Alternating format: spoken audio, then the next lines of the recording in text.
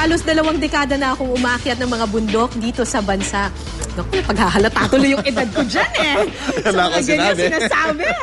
Pero tila bagong karanasan po sa akin mga kapuso. Yung akyatin ko, yung Mount Halasan, ito po yung pinakamataas na bundok sa South Korea. Halos mawalan na po ako ng hininga at nakakapanginigman ang lamig sa pag-akyat sa naturang bundok. Napakalamig talaga. Nasaksihan ko pa rin ang nanatiling ganda ng kalikasan doon sa South Korea sa kabila ng kanilang modernisasyon. Samahan niyo ako sa tuktok ng Korea sa Eyewitness.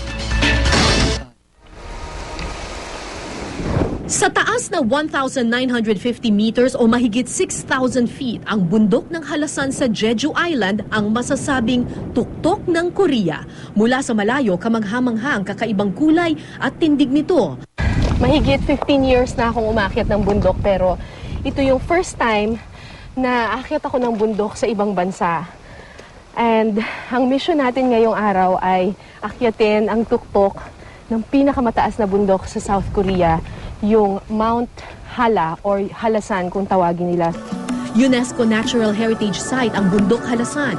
Kamangha-mangha kasi ang kapal ng puno sa bundok na ito. Sa kabila ng modernisasyon, napanatili ng Korea ang natural na yaman ng kanilang kalikasan.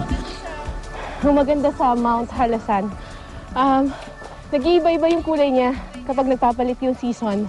So ngayon, autumn, so lahat ng lalakaran mo, red, orange. Ganda.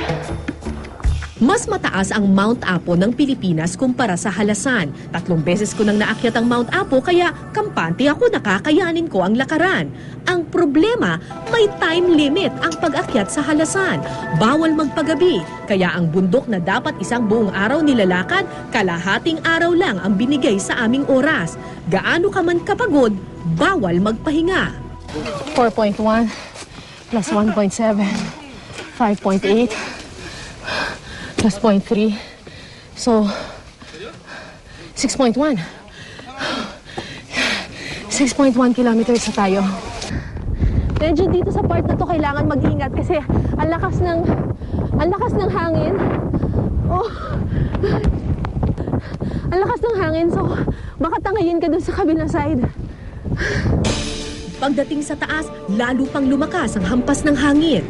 Makalipas ang ilang oras, bumungad na sa amin ang bunganga ng bulkan. Narating na rin namin ang tuktok ng Halasan.